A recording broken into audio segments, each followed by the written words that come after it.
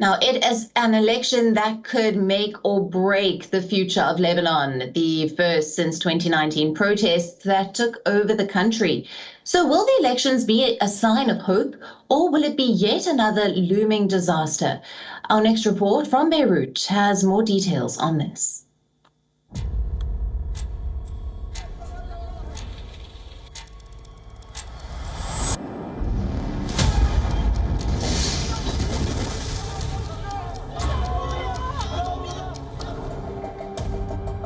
Lebanon is going through its worst economic crisis in decades, one that has been the result of poor financial policies. The dollar has plunged, fuel and medicines are running out, and prices of basic necessities are soaring to a record high. So will the elections become a sign of hope, or will they be yet another failure in the crisis-hit nation? The elections are unlikely to yield a seismic shift. Despite a widespread discontent about the political class, Lebanon's political makeup has plagued the country since the civil war. The president should be a Maronite, the prime minister is a Sunni, and the speaker of the parliament must be a Shia. It was meant to transition the country into a post-war situation. But what it did was allow the conflict to persist in Lebanon. The politicians separated their portions of the government, using the money to enrich themselves and their political class. Lebanon's political regime is hundreds of years old. It did not just start recently when Greater Lebanon was created.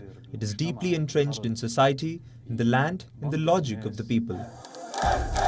The system has held back the emergence of non-sectarian political parties. The elections will be the first since the protests that broke out in October 2019. The anger exploded into months of street rallies, but soon lost momentum as the COVID-19 pandemic hit. Popular fury flared again after the Beirut port blast.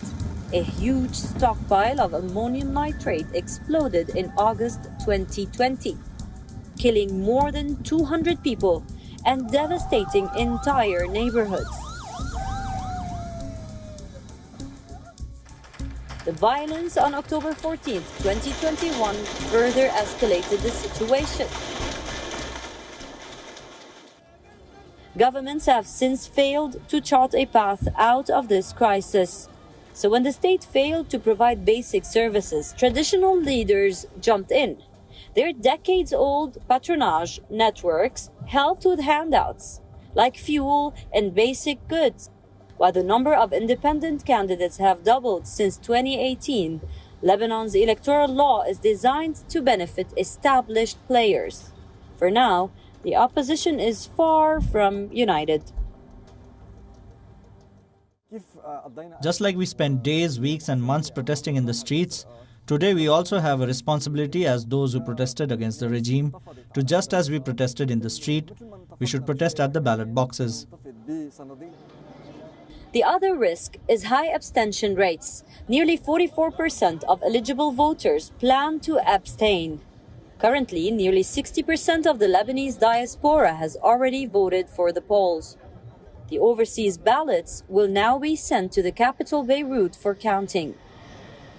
Only when polls close after nationwide voting on May 15. We're here to change things. I didn't leave my job, carry my one-year-old son, and come here in 40-degree weather for nothing. Sure, I want to change. They have ruled us for a long time, and look where we are now. We are no longer able to go back to our country to visit our family. Last month, the IMF announced the approval of aid for the country. However, the final IMF approval is contingent on implementation of critical reforms. Lebanon's international donors have long demanded for these reforms. And to implement these, Lebanon needs a strong government. This makes these elections particularly crucial. Lebanon needs it for aid, and to show the world there is a way forward for Lebanon. For many, it is a sign of hope. others, it is a sign of looming disaster. West Asia Bureau, WION, World is One. WION, now available in your country. Download the app now. Get all the news on the move.